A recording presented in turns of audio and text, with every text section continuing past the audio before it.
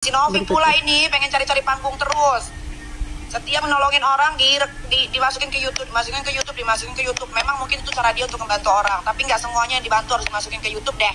Berputar-putar di situ, berputar. Ini tuh nggak harus dibahas sampai ke nasional lagi, Agusti. Nggak penting.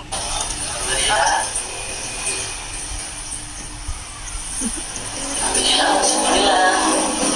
Bersyukur aja. Ya, apapun yang terjadi di dalam hidup kita harus bersyukur, Mama.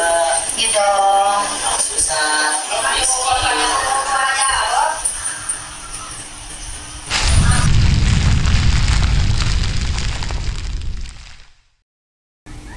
Halo, assalamualaikum. Terima kasih sudah klik video ini ya. Kali ini kita masih nge-reaction video kasus Agus dan Mbak Novi ya. Kali ini kita akan mendengarkan pernyataan dari Mbak Nikita Mirzani. Saya pikir-pikir ada benarnya juga ya apa yang dikatakan oleh Mbak Nikita. Yuk kita simak apa yang disampaikan oleh Mbak Niki. Si Novi pula ini pengen cari-cari panggung terus. Setiap menolongin orang dimasukin ke YouTube, dimasukin ke YouTube. Memang mungkin itu cara dia untuk membantu orang, tapi nggak semuanya yang dibantu harus dimasukin ke YouTube deh. Berputar-putar di situ, berputar. Ini tuh nggak harus dibahas sampai ke nasional lagi, Agusti. Nggak penting. Belain Novi kalian juga salah, kalian belain Agus kalian juga salah, semuanya salah. Novi jadi besar kepala karena disupport kalian. Agus juga jadi besar kepala karena disupport sama lawyernya. Ujung-ujungnya kan sebetulnya duit ini permasalahannya. Apa yang mau dibahas? Makanya menurut gue, uang yang sudah masuk ke rekeningnya Novi yang sudah dikembalikan sama Agus ini, ya sudah jangan dikembalikan, cash close, duitnya taruh. No, kan banyak nih, di Indonesia lagi banyak bencana alam. Bencana alam gunung erupsi itu, di Wakatobi atau di mana tuh? Di Nusa Tenggara Utara apa Nusa Tenggara Timur, gue lupa. Taruh uangnya ke situ, udah, selesai. Cash close, end of story. Gitu ya, apa yang disampaikan oleh Mbak Nikita Mirzani. Gimana nih menurut teman-teman? Setuju nggak apa yang disampaikan beliau ini ya? Berikutnya kita akan mereaction pernyataan dari tim kuasa hukum Mbak Novi ya terhadap. Saya malah setujunya ya. Ini kan ini kan saya lihat dalam beberapa komentar-komentar dia kan seperti seolah-olah merasa bahwa tidak ada masalah terkait dengan penggunaan uang tersebut. Nah, harusnya idealnya ya kita ini kasih somasi kepada pihak-pihak yang sudah menggunakan uang ini, apa pertanggungjawaban terhadap uang yang mereka gunakan ini. Ya kan ini kan uang donasi, tapi sudah bisa kita pastikan mengalir dana ke bawah melalui anaknya itu kan 90 juta sekian itu.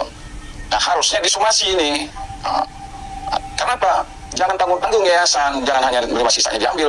Bagaimana uang yang sudah dipergunakan oleh mereka? Ya, saya dengarkan bahwa seperti katanya ada mau cicil, ada sertifikat dan sebagainya. Kalau memang mau mulai, mereka mau mempertanyakan uang ini, mulailah dari uang yang sudah dipakai oleh pihak Agus yang peruntukannya di luar daripada tujuan penyembuhan. Nah, mulai dari situ. Nah, terutama ya si Wawa kan, ya dengan dia mengatakan bahwa saya nggak tahu demi Allah demi Rasulullah, ternyata 98 juta hanya beda 2 juta. Artinya ya harusnya mereka ini Agus dan keluarganya ini menyadari dulu bahwa ada kekeliruan, ada kesalahan terkait penggunaan uang yang dahulu mereka gunakan. Ini akui dulu. Nah, ini kan seolah-olah saya melihat makin kesini makin kesono ngomongnya. Saya juga lihat ada Agus, untung tidak dibelikan mobil katanya. Kalau nggak, hai guys, ini kan udah terlihat seperti bercanda dalam perkara yang serius. Nah, ini kalau apa yang diucapkan oleh Agus dan keluarganya, menurut saya ini perlu kita stop. Satu-satunya jalan adalah dengan tindakan hukum. Nah, tapi saya kembalikan lagi kepada klien kita lagi. Ya, makanya saya kemarin sudah mengatakan ya, segera rapat. Dan kalau memang itu mau digunakan untuk kegiatan-kegiatan sosial atau kegiatan-kegiatan kemanusiaan lainnya, saya akan umumkan melalui media ya, kepada para donatur ya, terkait dengan uang yang ada di rekening yayasan yang mereka sendiri justru meminta bahwa tetap di yayasan dan jangan dipergunakan untuk Agus lagi. Clear berarti kan? Tetapi untuk memperkuat agar yayasan dapat mengelola, karena fungsi yayasan adalah mengelola uang tersebut untuk digunakan kegiatan-kegiatan sosial atau kegiatan-kegiatan kemanusiaan. Tinggal aja ya umumkan para donatur ya, kalau perlu dikirimkan melalui apa itu petisi begitu, suruh mereka menyatakan bahwa silakan yayasan menggunakan untuk kegiatan lainnya. Artinya yayasan sudah punya kewenangan ya, tidak ada hambatan lagi untuk digunakan. Silakan mau DGJ mau apa sekarang, penting kegiatan itu kegiatan yang terkait dengan kemanusiaan dan sosial. Ya, itu ya yang disampaikan oleh kuasa hukum dari Mbak Novi. Nah sekarang kita akan lihat ternyata Agus sudah bisa live. Kita lihat gimana nih live-nya si Agus nih dengan keluarganya. Tampak bahagia kayaknya ya. Yuk kita simak. Ya. Udah makan? Udah dong. Abah udah makan? Mama udah makan? Alhamdulillah. Alhamdulillah. Bersyukur aja. Ya, apapun yang terjadi di dalam hidup kita harus bersyukur bahwa Ya dong. mau susah, mau miskin.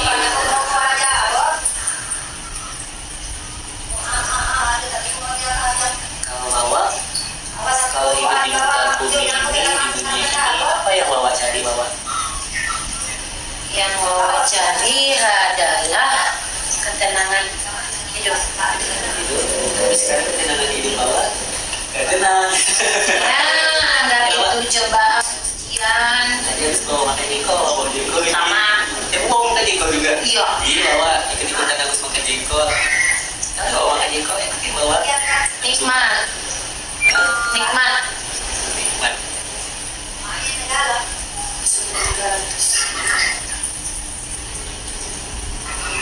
Bawa terbaik Agus. Selalu ada sampai harus sembuh. Bawa Agus suka masak. Agus tuh saya rasa bawa tuh enak banget. Biar pakai apa bawa? Pakai jengkol. Udah. Deh bawa. Ya dong. Enak bawa.